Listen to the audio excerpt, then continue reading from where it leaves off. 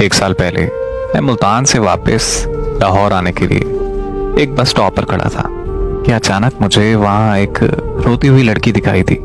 तो मैं उसके पास गया और उससे रोने की वजह पूछी कि वो आखिर क्यों रो रही है। वो मुझे कहने लगी कि मेरे अब्बू लाहौर में नौकरी करते हैं और थोड़ी देर पहले उनके दफ्तर से कॉल आई है कि उनका एक्सीडेंट हो गया है और वो लाहौर के एक अस्पताल में एडमिट है। मैं लाहौर जाने के लिए पिछले 1 घंटे से बस का इंतज़ार कर रही हूँ, लेकिन कोई बस नहीं आ रही। बस इसी परेशानी की वजह से मुझे बहुत रोना आ रहा है। उस लड़की की बात सुनकर मैंने उसे हौसला दिया कि आप परेशान ना हो, सब ठीक हो जाएगा, अल्लाह पाक सब बेहतर करेंगे। इतनी देर में बस आ गई और हम दोनों लाहौर के लिए निकल आए। मैं उसका ध्यान बटाने के लिए इधर उधर की बातें करता रहा और फिर लाहौर पहुंचते ही मैंने उसे अपना नंबर दिया और ये कहा कि अगर उसे किसी भी चीज़ की ज़रूरत हो तो वो मुझे कॉल कर सकती है। फिर वो अस्पताल चली गई और मैं अपने घर आ गया। अगली सुबह मुझे उसकी कॉल आई और वो मुझसे कहने लगी कि मुझे आपसे मिलना है। तो मैं उससे मिलने के लिए एक रेस्टोरेंट पे चला गया। वहाँ वो मुझे कहने लगी कि मुल्तान में मैंने आपसे एक झूठ बोला था। मेरे अब्बू अस्पताल में दाखिल नहीं है, बल्कि वो तो मुल्तान में है और बिल्कुल तंदुरुस्त है। मैं तो अपने घर से भागकर उस लड़के से शादी करने के लिए लाहौर आई हूँ जिससे मैं शदीद मोहब्बत करती हूँ, लेकिन उस लड़के ने मुझसे शादी करने से इनकार कर दिया है। मुझे उस लड़की की कहानी सुनकर बहुत दुख हुआ। तो मैंने उससे पूछा कि क्या मैं उसकी कोई मदद कर सकता हूँ। उसने कहा कि मैं यहाँ किसी को नहीं जानती और अभी अपने घर वापस भी नहीं जा सकती, तो क्या तुम मुझे कुछ दिन के लिए अपने घर रख सकते हो। मुझे उसकी हालत देखकर उस पर बहुत तरस आया, लेकिन मैं उसे अपने घर नहीं लेके जा सकता था क्योंकि मेरी फैमिली उसको घर रखने के लिए कभी तैयार ना होती। इसीलिए मैंने उसे साफ साफ इनकार कर दिया। मेरा इनकार सुनते ही वो वहाँ से रोती हुई चली गई। मैं घर वापस आया तो बहुत परेशान था। अम्मी ने मुझसे परेशानी की वजह पूछी तो मैंने अम्मी को सारी बात बताई। तो मेरी अम्मी ने कहा कि जाओ और उसे घर ले आओ, और इस तरह मैं उसे अपने घर ले आया और कुछ दिनों के लिए वो हमारी फैमिली का हिस्सा बन गई और मुझे उससे बहुत प्यार हो गया।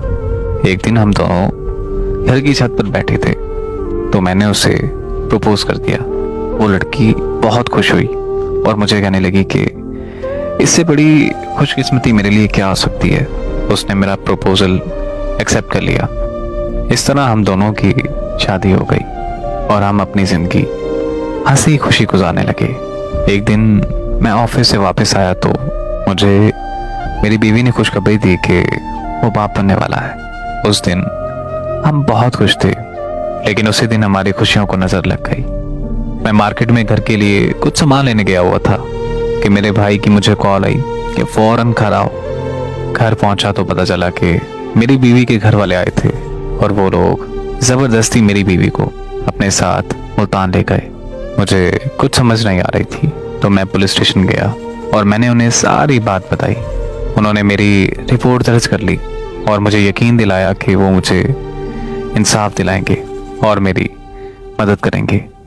1 हफ्ते बाद मुझे अदालत का नोटिस मिला जिसमें लिखा था कि मेरी बीवी मुझसे तलाक लेना चाहती है।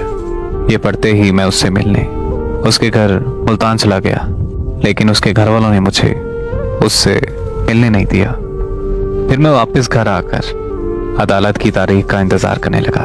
उसे नहीं लेकर आए, बल्कि उन्होंने ये बोल दिया कि वो बीमार है और अदालत में पेश नहीं हो सकती।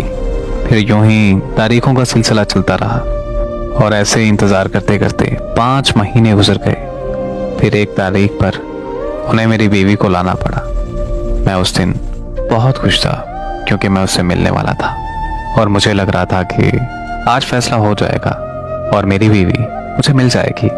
लेकिन जब मैंने अपनी बीवी को देखा तो मेरे पैरों तले ज़मीन निकल गई, क्योंकि मैंने देखा कि उसके पेट में बच्चा नहीं है, यानी वो मेरा बच्चा गिरा चुकी थी।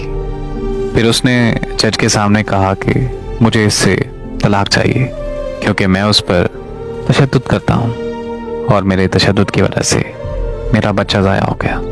यकीन करें कि वो दिन मेरे लिए क़यामत का दिन था, जब जज साहब ने हमेशा हमेशा के लिए हमारी जुदाई लिख दी। मैं उस दिन ऐसा खामोश हुआ कि अब मेरा किसी से बात करने को भी दिल नहीं करता। मैं अगर चाहता तो अपने बच्चे के कत्ल का केस कर सकता था, लेकिन मैंने अपना ये मामला अपने अल्लाह के सुपुर्द कर दिया और दिल में ये ठान लिया कि मेरा इंसाफ अल्लाह करेगा।